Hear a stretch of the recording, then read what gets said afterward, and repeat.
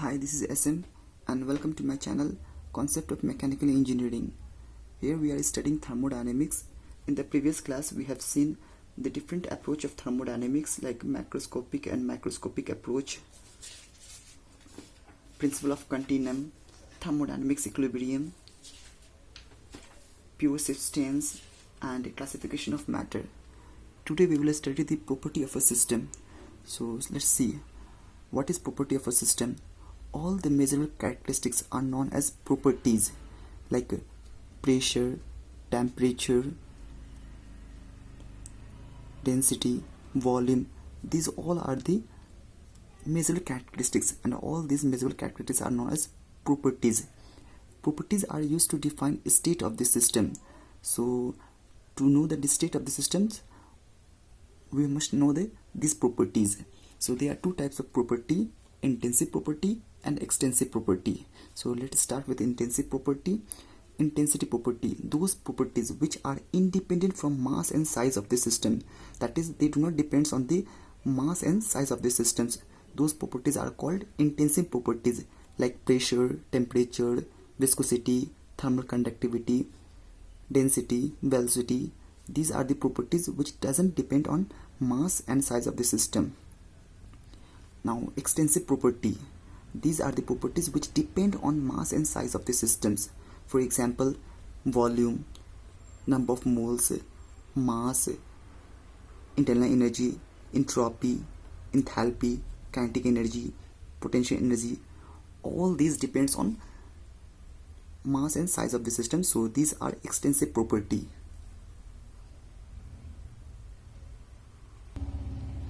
We will better understand these intensive and extensive properties with an example. Let us consider a gas in a container whose pressure, temperature, volume, viscosity, number of moles, thermal conductivity, mass, enthalpy, internal energy, entropy, velocity, density, kinetic energy, potential energy are given. If we divide this container into two parts, say A and B, then we will see what are the property which gets divided. Those properties which gets divided will be extensive property, and those which is not divided is intensive property. So see, pressure. If we divide the container in two parts, then pressure will remain same in both the parts. So it is an intensive property. Temperature will also be the same in both the parts. Volume gets half. So it is an extensive property. Viscosity, it will remain same. It is an intensive property. Number of moles, it will get half. So it is an extensive property. Thermal conductivity, it will be the same. So it is an intensive property. Mass, it will get half. So it is an extensive property. Enthalpy, it will also get half. Internal energy, it will also get half. Entropy, it will also get half. Velocity will remain same. So velocity is an intensive property. Density will remain same.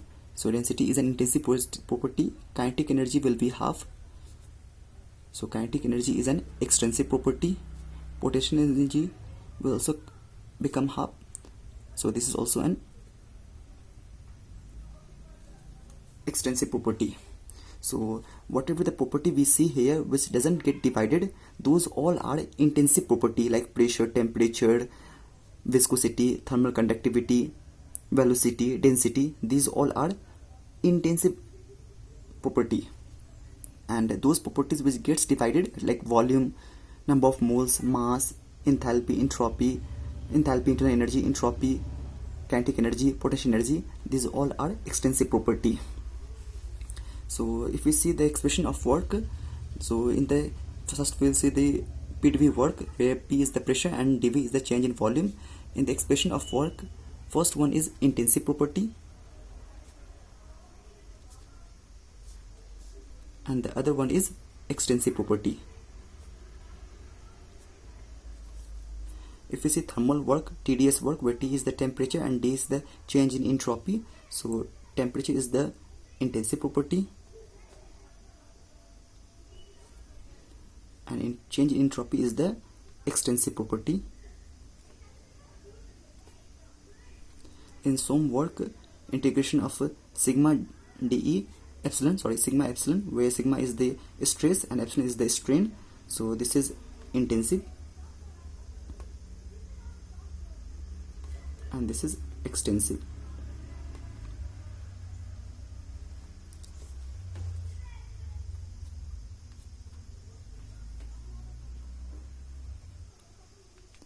If we see magnetic work, integration of MdE, where M is the magnetic field and dE is the magnetization, so this is intensive property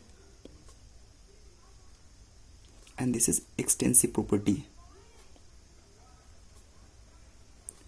If we see chemical work, integration of mu dN, where mu is the chemical potential and dN is the number of particles, so this is intensive and this is extensive.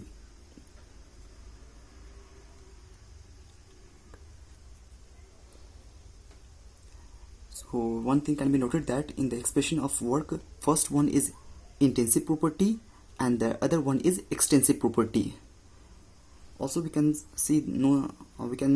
note that all the forms of energy are extensive property, like enthalpy, entropy, internal energy, kinetic energy, potential energy. So all the forms of energy are extensive property.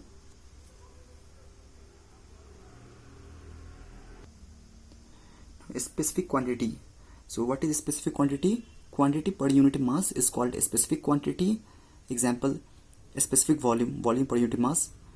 A specific enthalpy, which is denoted by small h, enthalpy per unit mass. A specific internal energy per unit mass. So all the form of a specific energy are intensive property. We can take an example like kinetic energy. Its expression is half mv square. So if we consider as a specific kinetic energy, we will divide it by mass. So mass gets cancels. So it only depends on velocity, which is an intensive property. So specific kinetic energy is an intensive property. So all the form of specific energy are intensive property. Also we can note that all the specific quantity are intensive property. So whatever the specific quantity we are having, so all those quantities are intensive property. The ratio of two extensive property is an intensive property.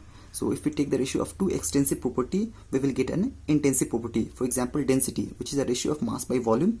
So mass is an extensive property and volume is also an extensive property. So it is the ratio of two extensive property, which is an intensive property.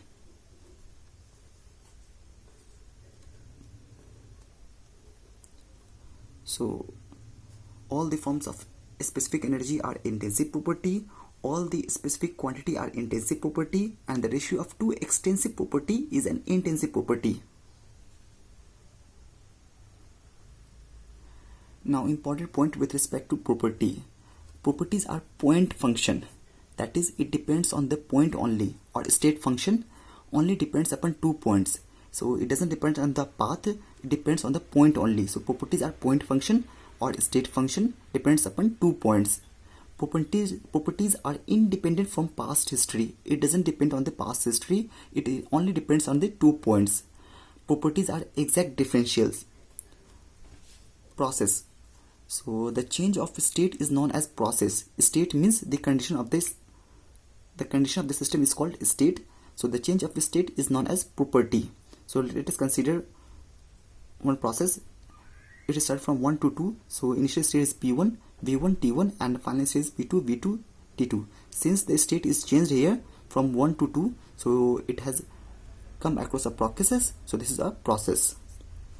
State of the system. The condition of the system is known as state of the system. So whatever the condition of the system is called the state of the system, and state is defined by measuring property. So we get to know the state of a system by measuring the property. See, this is the one state 1 and this is state 2. We know this state just by measuring the property like pressure, volume, temperature. After knowing these properties, we get to know the state. So after measuring these properties, we get to know the state. And if we change the state, if it is a system has changed its state, so it has come across a process, so this is called process.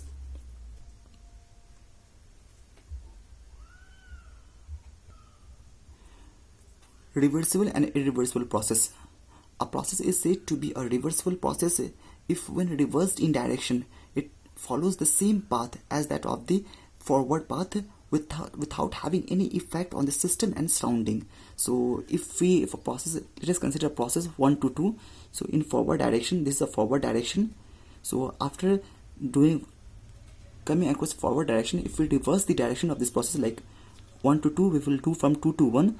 So after reversing the same process, if it does not leave any effect on the system and surrounding, then this process is considered to be as a reversal process. So those processes which, when reversed in direction, will follow the same path. So a process, if after reversing the direction, so this is the process, forward process 1 to 2, after when we will reverse this direction from 2 to 1, it follows the same path without leaving any effect on the system and surrounding, then this is considered as reversal process. A reversal process is the most efficient process. It is having maximum efficiency but not 100%. A process which is not a reversible process is considered to be as a irreversible process. Friction is one of the reasons for making a process irreversible. So friction is the reason which makes the process irreversible. Hence all the practical processes are irreversible process. So we study reversible process just to compare the other practical processes. So reversible processes are studied just to compare the other practical processes.